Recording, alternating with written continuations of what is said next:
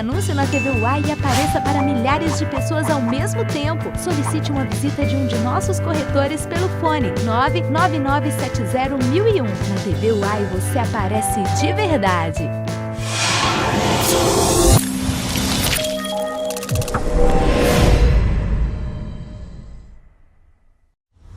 Assista a partir de agora mais um programa líder em audiência.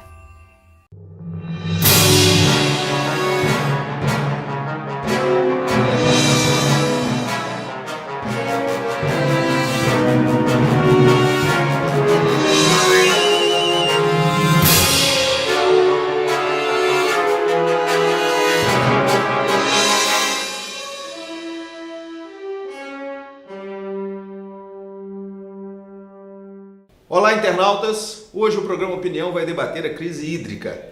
E hoje nós vamos conversar com o professor Jefté Moraes, ele que também é servidor público municipal da área da saúde, e ele criou com um grupo de pessoas que se dispôs a discutir esse assunto em todas as suas nuances, em todos os seus desdobramentos ambientais, econômicos e sociais, através da página no Facebook denominada Ubá Sem Água. É uma página que você já pode acessar no Facebook, tem muitos conteúdos interessantes que vão ajudar você a formar uma opinião sobre este tema. E a crise hídrica, portanto, hoje é o tema de debate do programa Opinião. Antes de mais nada, um prazer tê-lo aqui em nossos estúdios, professor Jefté. Prazer é meu, Washington, agradeço o convite para a gente debater essa questão, que é uma questão importante hoje, né, para o município. A gente pôde perceber, Jefté, ali na página, que vocês buscaram contextualizar o problema da escassez hídrica.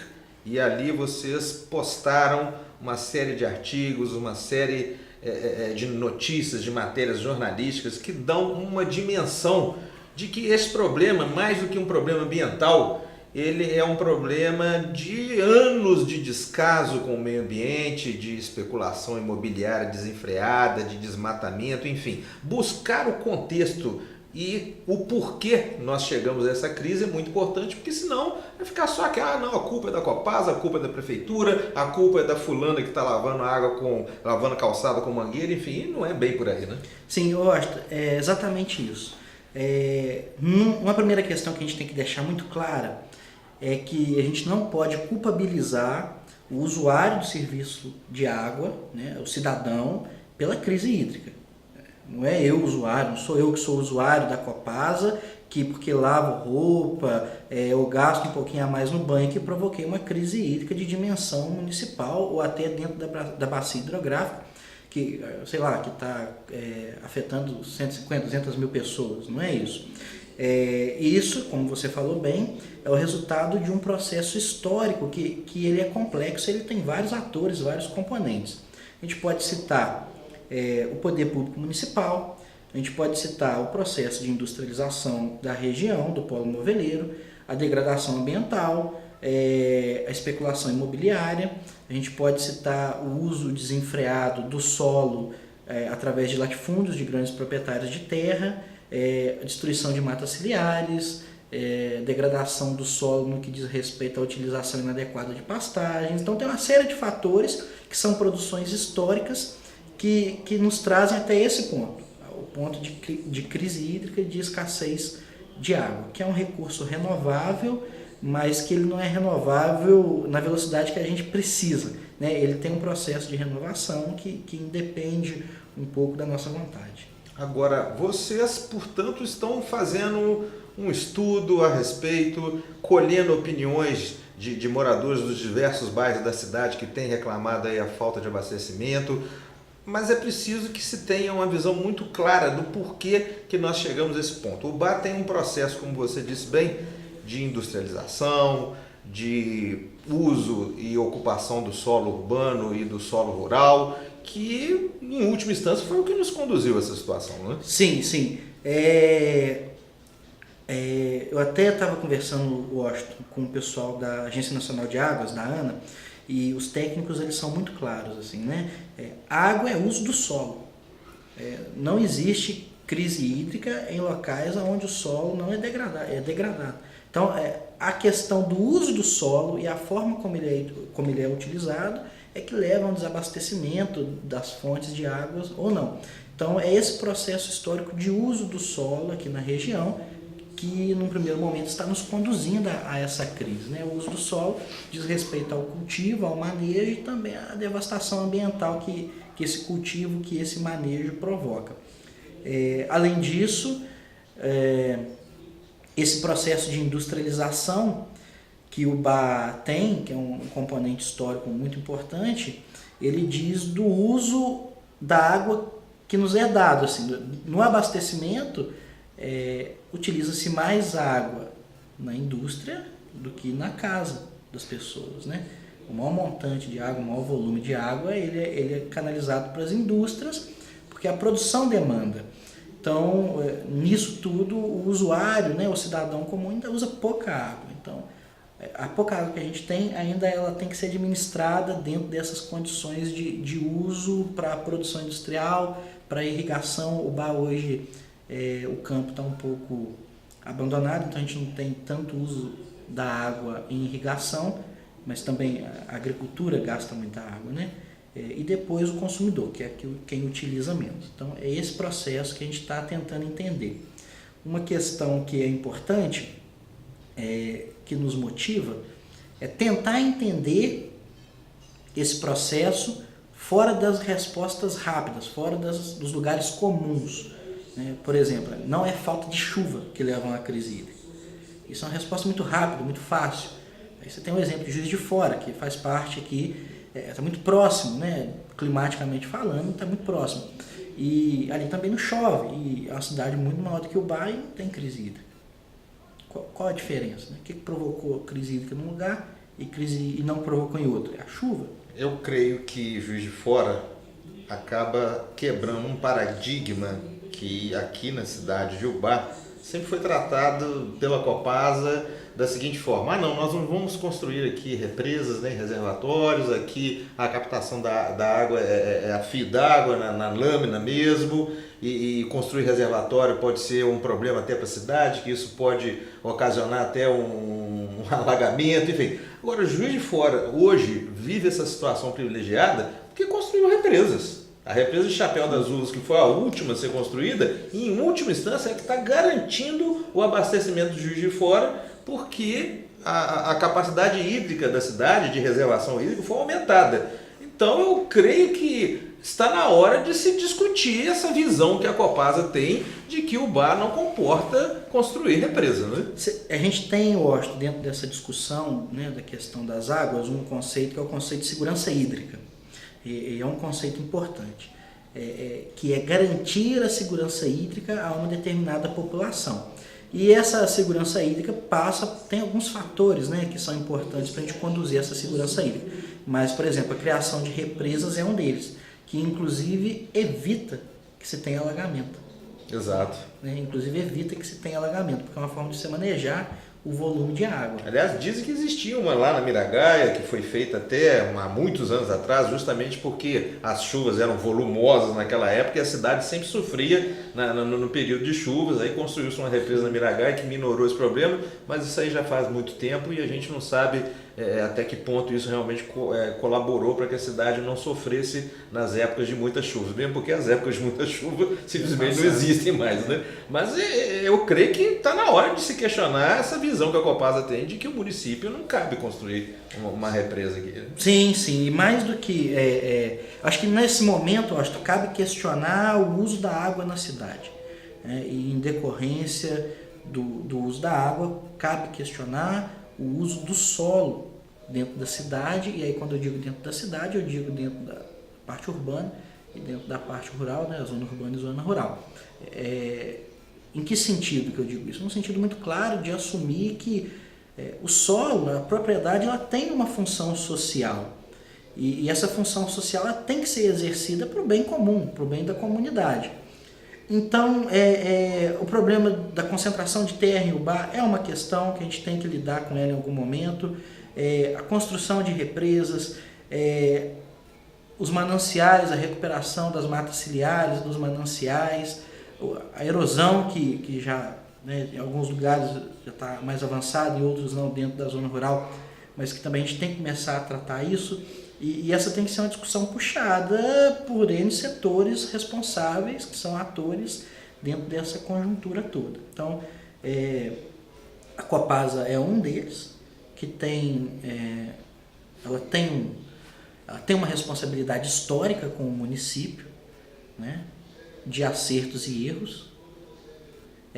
Não só a Copasa, a gente tem outros atores, a gente tem o Poder Público Municipal, né, e quando eu digo Poder Público Municipal, eu estou independente de governo. Estou falando de condução do poder público, da responsabilidade do Poder Público Municipal com a população, né?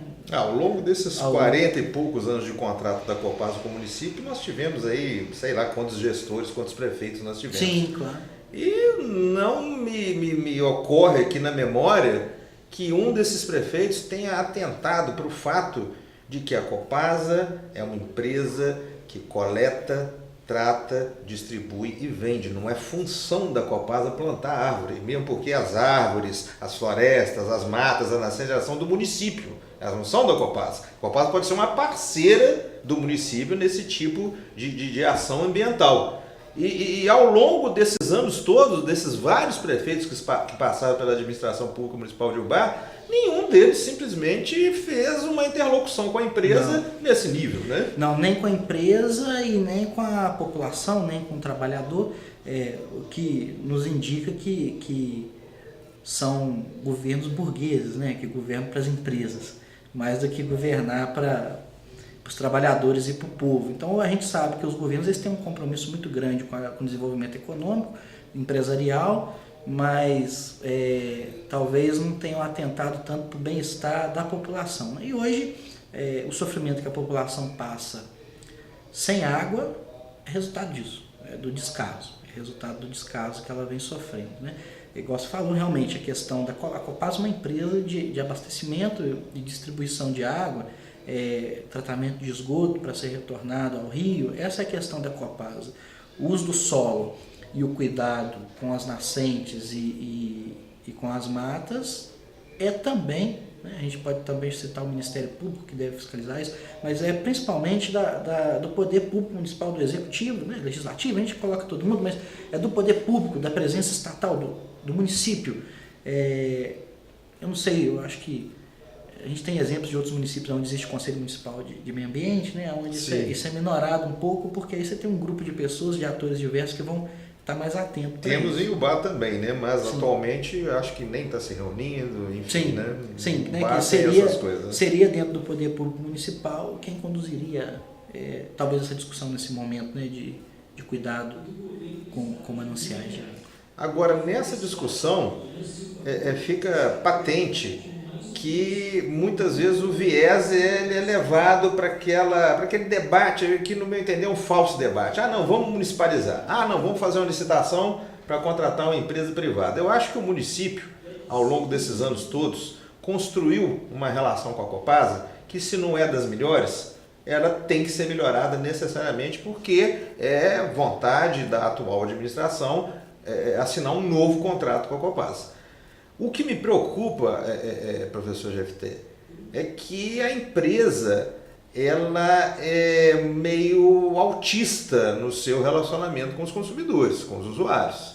É uma empresa que, se a gente levar em consideração que ela monitora o nível de vazão dos mananciais dia a dia, ela, quando visse que a coisa começou a perigar, já devia emitir o alerta vermelho para que as pessoas já passassem a economizar água. E, no entanto, não é isso que acontece. Quando é implantado um plano igual esse último plano de racionamento que a empresa implantou, já pegou todo mundo praticamente com as caixas vazias. E isso sucessivamente. Na primeira crise hídrica foi em 2014, depois tivemos a de 2015, tivemos a de 2016, agora temos a de 2017, quer dizer, não se aprende com as lições do passado? Sim, eu acho que você colocou uma questão importante no início, né, da sua questão, que talvez nesse momento a questão de se o município assume as águas, se contrata uma empresa privada, se reafirma o compromisso com a Copasa, na verdade, eu não diria uma falsa questão, mas eu diria que não é a principal questão. É uma questão, mas não é a principal questão. Agora, o que a gente tem visto, o que a gente tem acompanhado, é uma insatisfação de outros municípios que também recebem serviço da Copasa, né, onde a Copasa é prestadora de serviço no abastecimento de água. E esses municípios, alguns mais enfaticamente, outros menos, estão começando a se posicionar de forma crítica em relação à Copasa. Eu acho que ontem o deputado da Assembleia Legislativa de Minas Gerais, eu não vou lembrar o nome agora, ele está até tentando criar uma CPI da Copasa na Assembleia Legislativa. Acho que depois você pode colocar o link da matéria lá para o pessoal ver. E ele cita, acho que 17 municípios que estão instalando CPIs municipais para investigar a qualidade do trabalho da Copasa, né? O que mostra que não é aqui, não é pontual, né? A Copasa ela tem que cuidar da prestação de serviço em outros locais também. Uma outra questão que a gente não pode deixar de considerar é a própria construção histórica da Copasa, né, dentro do Estado. Porque hoje a Copasa é uma empresa de capital aberto, é uma empresa de sociedade mista praticamente, né? Então ela tem um setor privado que puxa para seus interesses de lucro. Né? Você pode comprar uma ação da Copasa hoje. Então a Copasa, como essa empresa de capital aberto e quase mista, né, praticamente, ela visa o interesse de seus donos, né?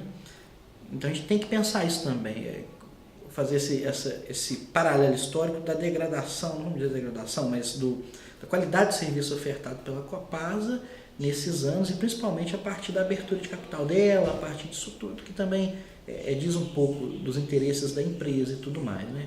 Por exemplo, a empresa hoje sair de Ubá, do ponto de vista estratégico, político e financeiro, é terrível, né? É perder um município de 120 mil habitantes praticamente, onde ela ofere lucro, desenvolve trabalhos, tem presença estatal.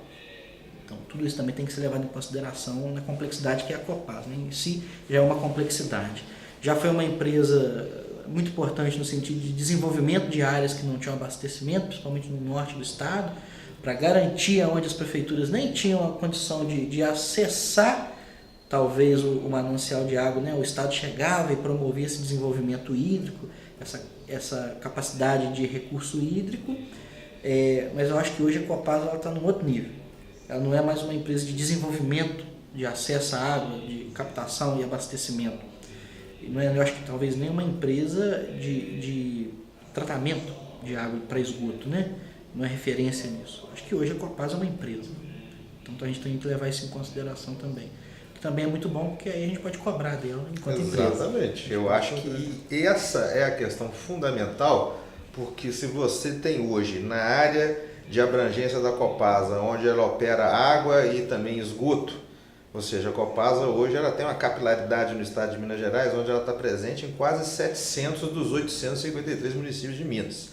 Se você tem 27 municípios que na área da Copasa estão sofrendo com racionamento, implantaram rodízio, etc, etc, etc. Por outro lado, você também tem aí 600 e tanto que estão passando por essa situação. Então, eu acho que fica muito claro que a relação executivo municipal Copasa é determinante para que a cidade sofra ou não nessa época de estiagem, nessa época de escassez de chuvas. Sim, até porque a segurança hídrica é uma política estratégica para qualquer município, né? Então, no mínimo, a gente tem que ter sempre um debate, as coisas têm que sempre estar colocadas em cima da mesa, uma discussão aberta, no mínimo, entre o Poder Executivo e a gestão da Copasa dentro do município. E, lamentavelmente, essas discussões ficam muito dentro de gabinetes, né? A outra questão, né, eu até acredito que talvez essa discussão exista, porque a gente vê sempre o poder público bem afinado com a Copasa, onde ela está presente. Alguns lugares que não são todos os lugares que não querem a Copasa, né? Então tem uma questão da Copasa estar ali que é interessante. Agora, afora isso, o que eu vejo como um erro é essa discussão não estar estendida para a população. Exato. Talvez seja a nossa principal hoje motivação com a página O Bar Sem Água, é dar acesso à informação e, além de dar acesso à informação, tentar promover uma organização popular para se discutir o uso da água. A gente tem até uma palavra de ordem lá, que é população organizada não tem falta de água. que quer dizer que a partir da organização popular é que se encontrará possibilidades de superação da crise hídrica. Então, essa discussão realmente ela tem que sair do gabinete, da Copasa e da Prefeitura. E quando a gente diz sair do gabinete, e aí eu torno a pegar o exemplo de Ubá como referência, precisou que 4 vereadores de Ubá, e juntamente com o deputado Dirceu Ribeiro, fossem à sede da Copasa em Belo Horizonte para que se disponibilizasse mais, parece, 5 caminhões-pipa para atender a cidade. Será que isso não dá para resolver aqui, não? Ubá é sede de distrito, é sede de uma superintendência da Copasa, mas tiveram que resolver esse problema lá em Belo Horizonte. Quer dizer, isso não poderia ter sido resolvido aqui. Então são coisas que nos levam a fazer essa reflexão de que é uma política de gabinete, de troca de favores, sei lá.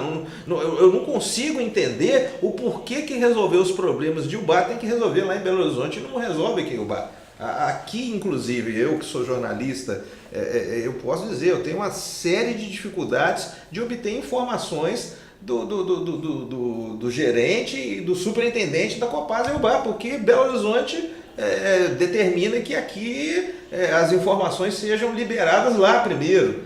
Então é uma política de comunicação que, francamente, né? E aí o controle social, a participação popular, como é que se dá num contexto desse? Sim, fica precarizado, né? O Estado de Minas, ele historicamente, ele é muito hierárquico e além de hierárquico, ele é muito autoritário. Você falou que aqui é a superintendência de ensino, né? Você lembra, a superintendência antigamente chamava delegacia de ensino. Não, na verdade eu me referi à superintendência da Copasa. Da Copasa, mas existia a superintendência de ensino, que antigamente era delegacia de ensino. Exatamente. Então, você vê por aí como que o Estado queria lidar com essa situação toda. A gente tem a presença do Estado aqui também, por exemplo, na FEMIG, né? E a gente sabe que a maioria das decisões em relação à FEMIG são tomadas a nível de Belo Horizonte. O Estado de Minas ele centraliza muito. Ele tem essa condição centralizadora, né? Agora, tudo isso indica, né, que a nível estadual, e eu colocaria também a nível municipal, isso só nos indica que realmente não há uma promoção do debate a nível de população. Isso a gente sabe que não tem. As informações pela Copasa são veiculadas pela Copasa, tem acesso no setor de imprensa do site, na rádio, boca a boca, mas informar sobre a falta de água não é debater sobre a falta de água, né?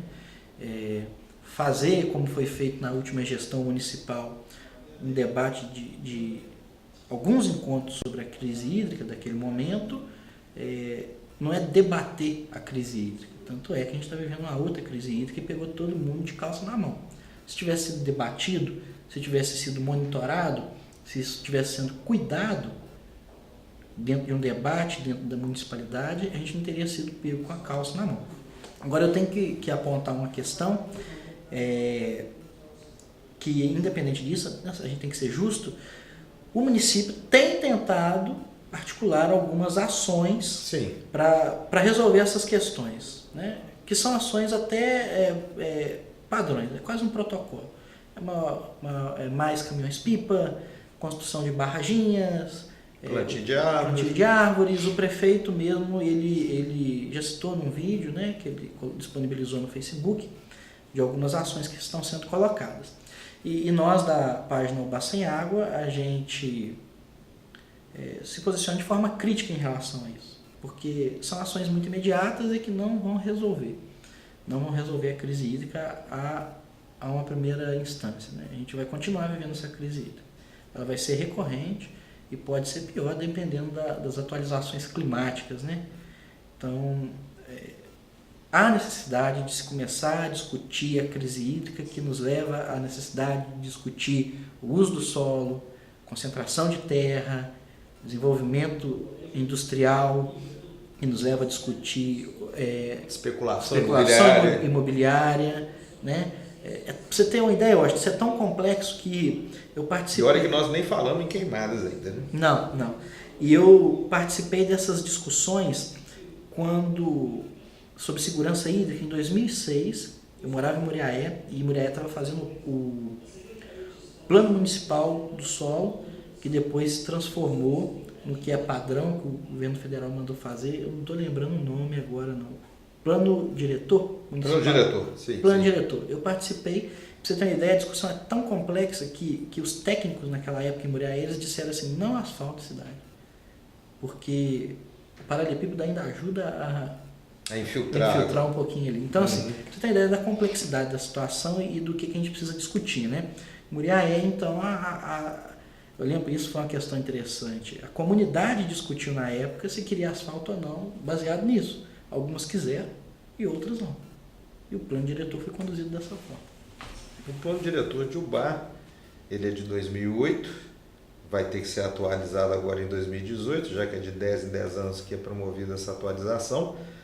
Mas eu penso que esses planos diretores, eles têm que sair da gaveta, né? Porque eles ficam prontos, são apresentados naquelas solenidades, naquelas cerimônias, e depois vão para dentro de uma gaveta e simplesmente são esquecidos. E aqui na cidade de Ubá, o plano diretor, por exemplo, determina que a cidade não cresça em direção às nascentes, tanto do rio Ubá quanto do Ribeirão Ubá Pequeno.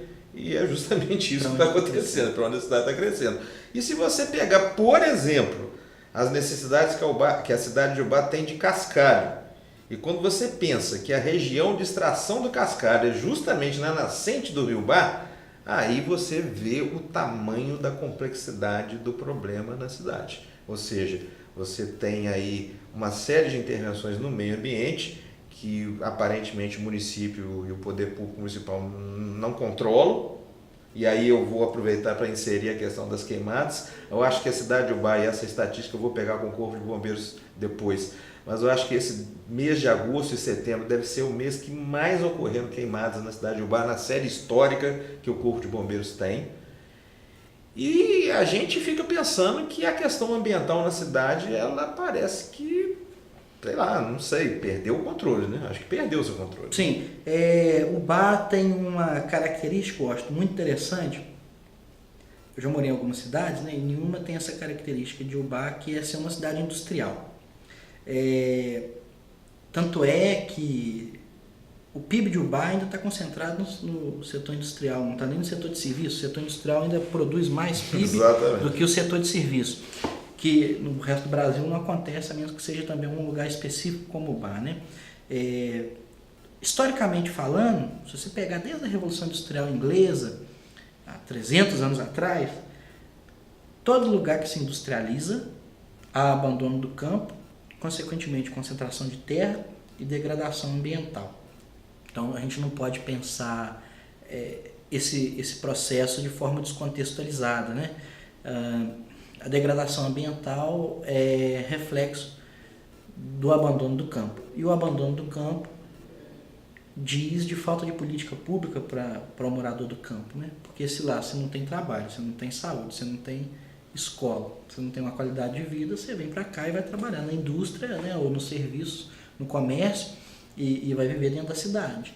O pequeno produtor, então, ele abre a mão da terra dele, a terra dele é incorporada por uma outra grande propriedade. E o grande proprietário não produz, né? Ubá não é um produtor nem de agroindústria, nem de pequenos produtores, né? Que a gente chama de agricultura familiar. Tanto é que a feira municipal, a maioria dos produtos a gente encontra de atravessador, vem do Ceasa. Para você ver como é que é complexo, né? Então a gente não tem água e a gente ainda paga mais caro na comida porque o produtor não traz para a gente, vem de fora, vem na mão do atravessador. Então essa é uma questão. Esse processo de industrialização, ele, né, que você estava dizendo da questão do cascalho e tudo mais, o desenvolvimento econômico de Ubá tem que ser colocado em questão também, né? Eu acho que diz até um pouco da questão de especulação, né? De fechar a fábrica, abrir com outro nome, mandar as famílias tudo embora, de transferir produção daqui para uma outra cidade do polo. A gente encontra essas histórias, né? Então, o que é isso? A indústria vem, enquanto a guarita produz, o trabalhador produz valor, produz riqueza, o patrão enriquece. E aí, num momento onde qualquer crise econômica, essa indústria ela fecha essa indústria ela vai para outra cidade e deixa atrás dela a degradação ambiental, etc, etc, etc. A gente tem que discutir isso. Quando você relaciona os atores, né, que dizem respeito a esse debate, a essa discussão, e aí você citou o Poder Público, a Copasa, até o Ministério Público, a indústria que se organiza dentro da sua entidade classista deveria forçosamente ser um desses atores também. No entanto, como você disse, né, é um segmento da economia altamente consumidor de água, sim, precisa desse insumo para todo o seu processo produtivo e, no entanto, é um ator que simplesmente se recusa, sim, a debater essas coisas. Né? É um perfil da classe industrial de Ubá, né?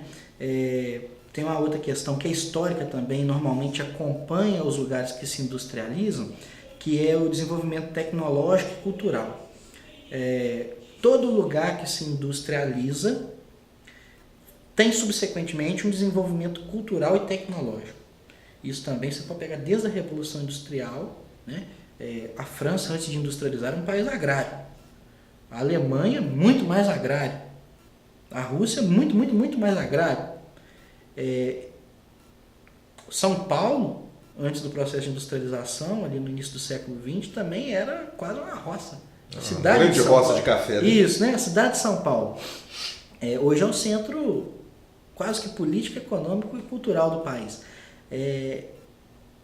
E aí, só para fazer um paralelo, quando Cataguases se industrializou, logo também no início do século XX, Cataguases se transformou num polo de desenvolvimento tecnológico e num polo cultural, que até hoje a gente tem reflexos desse desenvolvimento, principalmente cultural. E a indústria de Ubá não trouxe nada. Nem desenvolvimento tecnológico, nem desenvolvimento cultural. Então a classe industrial de Ubá, a classe burguesa de Ubá, ela não trouxe, junto com o desenvolvimento que ela prometeu, o desenvolvimento de fato. Ela só trouxe produção e degradação. Então, eu acho que até é uma classe que tem um compromisso histórico com a cidade. Né? Eu acho que é muito interessante no campo político, a gente sempre diz assim, vamos pensar para frente, né? Daqui para diante, sempre em época de eleição a gente escuta isso, né? Agora as propostas para a cidade, mas eu acredito também que a gente não pode deixar a história de lado. E eu acho que esses atores, eles têm um preço histórico a pagar. Há uma dívida histórica que tem que ser paga. E eu vejo que o processo de industrialização de Ubá, né, a classe burguesa proprietária dos meios de produção de Ubá, das grandes fábricas, eles têm essa dívida histórica que eles têm que pagar. Né? Tá aí o resultado. E eu acho que eles deveriam arcar um pouco com isso, se envolver na discussão, pelo menos não ser omisso. Exato. Eu, assim, confio ainda que, em que pese, né, ser extremamente prejudicial às empresas, particularmente as empresas do polo moveleiro, que sofram também com essa escassez hídrica, como também devem estar sofrendo, com toda certeza, mas eu espero que não chegue no ponto de um colapso para que realmente todos os atores envolvidos no processo de consumo dos nossos recursos hídricos venham para uma mesa de discussão, sentem e cheguem a um entendimento sobre o que é melhor para a cidade no tocante à utilização dos nossos rios, dos nossos córregos e dos nossos mananciais. Agora, Jefté, eu gostaria de deixar agora para você uma questão que é a seguinte. A página, o Ubá Sem Água, ela com 2-3 dias de existência, ela já apresenta aí um tráfego de curtidas e de Sim. postagens, de comentários que creio que até surpreendeu vocês, Sim, né? Sim, surpreendeu. A gente não esperava que tivesse um retorno tão rápido, né?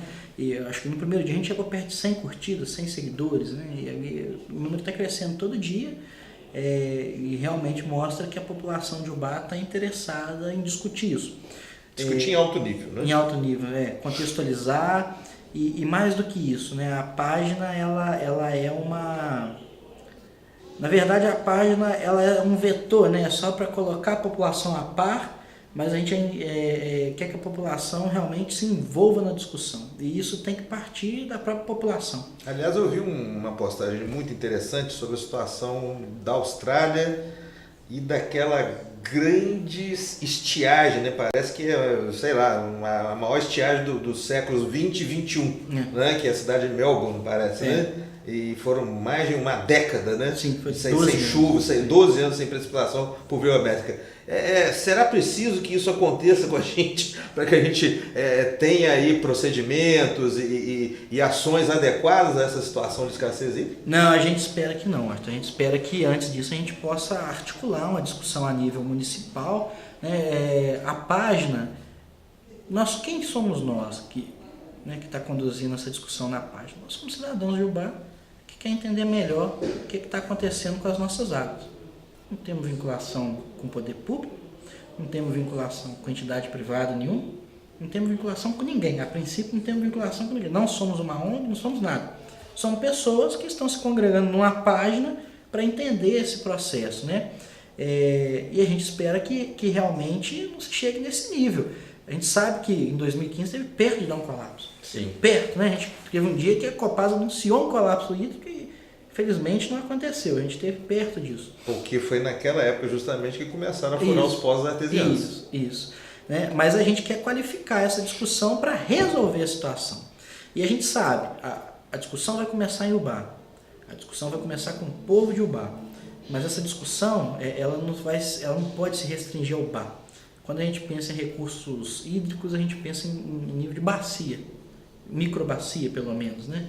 Então a gente tem uma microbacia aqui da região que a gente tem que discutir. Inclusive a gente tem que discutir com uma questão de solidariedade. Uma proposta da Copasa é captar água num outro rio aqui, a 17 quilômetros. No Rio dos Bagres. Né? E o rio serve a quem, o Rio dos Bagres? Ao Ubá? Abastece a outros municípios também. Isso, né? Então essa discussão vai começar em Ubá para que a gente possa resolver as nossas questões aqui, mas ela tem que se expandir para a bacia hidrográfica. Não pode ficar só aqui, só na gente. A princípio a gente tem que começar, mas a gente tem que ter esse movimento de solidariedade de passar essa discussão, né, para os nossos municípios vizinhos, para que a gente possa cuidar. Foi, por exemplo, o que a Austrália fez, mais ou menos, assim, naquela seca do milênio. Foram 12 anos de estiagem.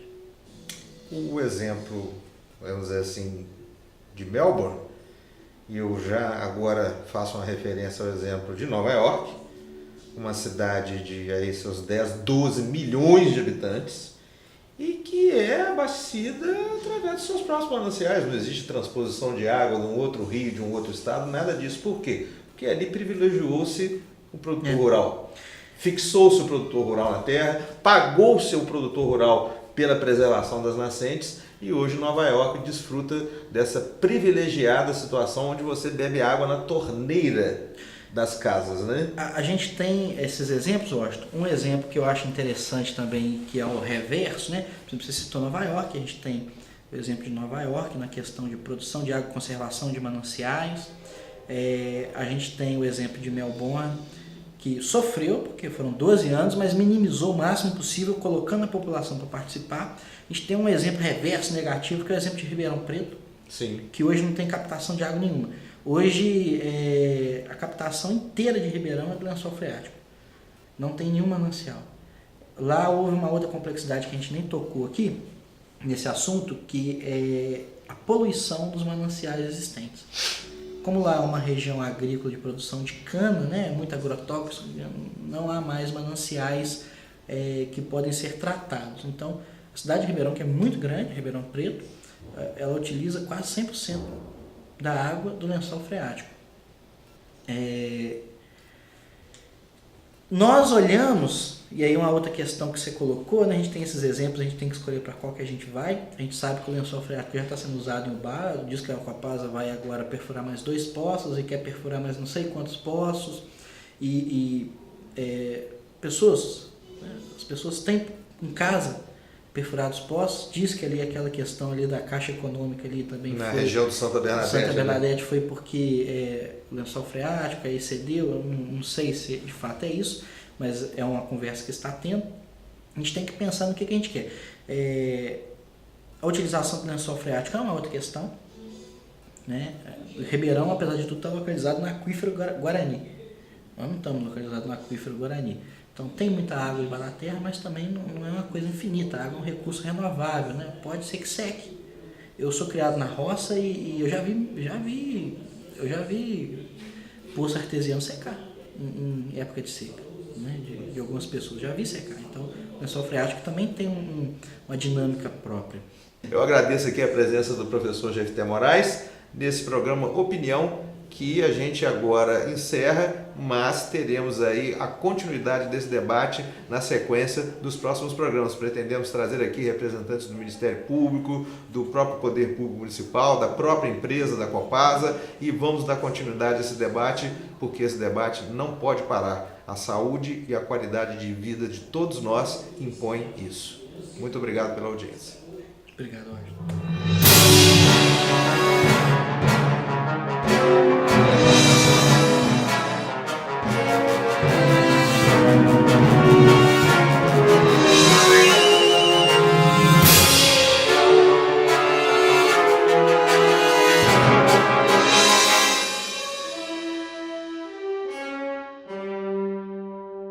O UAI está em todo lugar. Siga-nos pelo Facebook, Instagram, Twitter, YouTube e pelo site www.webtvuai.com.br.